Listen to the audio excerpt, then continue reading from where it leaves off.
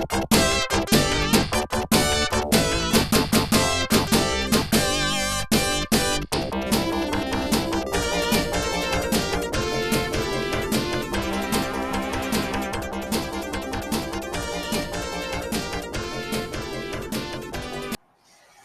welcome back to AP Physics 1, Unit 4, our Work Energy Power, or WEP unit.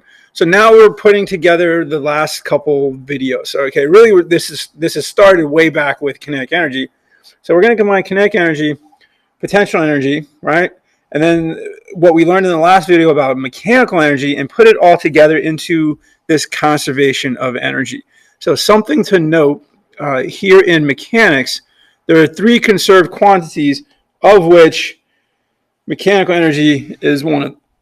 Okay, so recall that the sum of potential and kinetic energies is what we call mechanical energy. That was from the last video. Now, in an ideal system, energy is transformed from potential to kinetic and kinetic to potential. But what happens is the sum of the two, right, the sum of those kinetic and potentials, they're going to be constant. So they're not going to change, right? An ideal system is, remember we talked way back in the first video, right? This is kind of like that isolated / closed system, right? So when energy cannot, we want energy minimally leaving or coming in, okay? And so this fact is known as the law of conservation of energy, right? So important right here, the total mechanical energy will never change. Now, the individual energies will change because based on if they're moving or not, or if they've changed their height, or for example, if that spring has moved from its equilibrium state. Okay. Now, mathematically, we say that the law of conservation of energy states that the change in mechanical energy is equal to the change in kinetic plus the change in potential. But for it to be conservation of energy, that has to equal 0. Now, kind of a different way to write that is to say, okay, the total energy before, right, the mechanical energy before has to equal the mechanical energy after. Again, mechanical energy remains constant, right? And so then I would write down all of my energies that the object could possess, right? So I have K before, UG before, plus USB plus equals K after plus UG after plus US after, okay? And then all you do from this point in time, it looks like a lot of work, but all you have to simply do is cancel, what you don't have. For example, if I'm starting from rest, right, I would cancel my initial kinetic energy. If I don't have springs involved, I wouldn't have any of my U sub S's, right? So if I'm starting from rest at a height and I go down to my 0 point, note the only thing left is these two factors, right? So I've gone from 6 terms to 2 terms, right? And then it just makes solving the problem easier, okay? Now, on the AP test, they're gonna represent, or they may ask you about diagrams, okay? And so you'll have energy versus position and energy versus time graphs, okay? So those are the two types of graphs that you could see. And then they may represent it pictorially. AP likes what are called LOL charts, right? Where the L's are bar graphs. Okay, and I personally like pie charts because remember the pie chart represents the whole, and then you just break off the pie into that percentage. Okay, so let's look at an example of all this put together. So here we have a tennis ball dropped from a height of 1.21 meters. A, what is the total mechanical energy of the system? B, how fast is it moving when it is 0.27 meters above the ground? And C, how fast is it moving when it hits the ground? So if this is my tennis ball, right? They're saying I'm starting 1.2 meters or 1.21 meters above the ground. So this is where my H equals 0. And I'm asking in 2 questions, right? How fast is it moving at 0.27 meters above? And then how fast is it moving as it hits the ground? Okay, so I'm looking for those 2 speeds. Okay, so part A, what is the total mechanical energy of the system? Well, the total mechanical energy of the system is set by the initial height. So at that point, it only possesses potential energy. So all we have to do is MGH. And so we're going to do, and for this part, They don't give the mass of a tennis ball. So if we just kind of look it up, it's 0.057 kilograms or approximately. So we're going to put 0.057 kilograms times G, 9.8, times 1.21. Normally, they don't give this because usually they're not doing part A on this question. Usually they're doing like part B or part C, in which the mass will cancel out at some point in time. Okay? And so the energy of the system will be 0.676 joules. Okay? Now, part B. How fast is it moving? 0.27 excuse me, meters above the ground. Okay, so simple enough.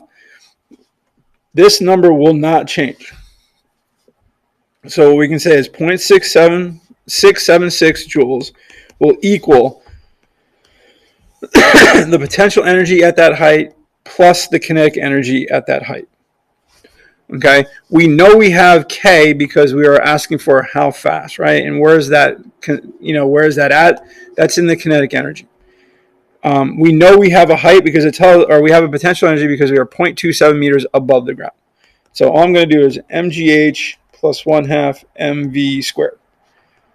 And that's going to equal 0.676 joules. Okay, so let's plug in some numbers. So I get 0.676 joules equals 0.057 times 9.8 times 0.27 plus 1/2 times 0.057 times v squared, our unknown value. Okay. And so now I can do a little bit of the algebra or numbers. So 0.057 times 9.8 times 0.27. Oh, for some reason it wasn't. 0.057 times 9.8 times 0.27. So this is 0.151 joules plus 0.5 times 0.057. And this is going to be 0.0285 v squared, and that's going to equal 0.676. Right, so now I subtract over the 0.151. 0.525 equals 0.0285 v squared, and divide by 0.025. 285, I keep saying 0.025. So it's going to be 18.4, and it's going to equal v squared. And then finally take the square root,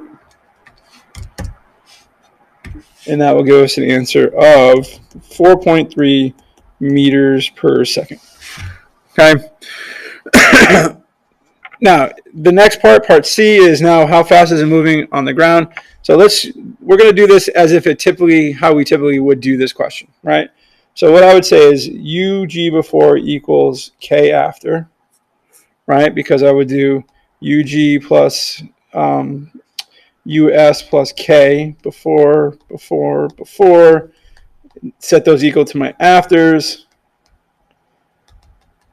right? And I cross out things that we don't have, right? So we have an initial potential energy. We don't have spring, so we cancel all the US's. It's not moving to start, and it lands at 0, right? So again, the only two things left will be KA and UGB. Okay, so UGB is mgh, Ka is 1/2 mv squared. And here's typically why they don't give you the mass, because first step, mass goes away. All right, then I'm going to multiply everything by 2. So I get v squared equals 2gh. Then finally take the square root of the sides. So v is equal to the square root of 2gh. So v equals the square root of 2 times 9.8 times 1.21.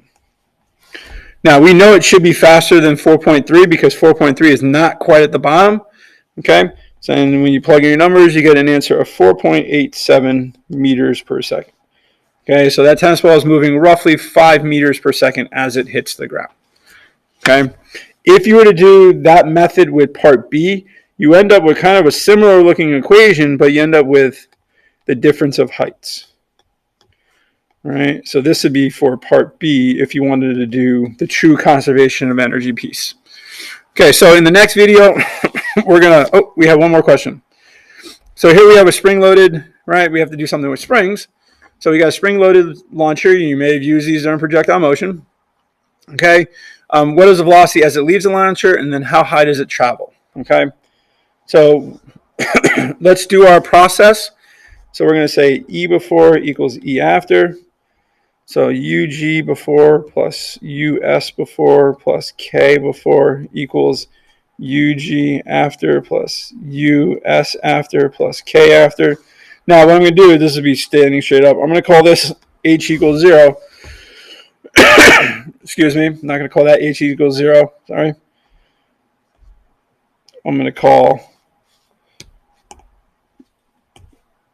this, wherever it ends up, right, that H equals 0, okay, because then I can eliminate that, eliminate KB, all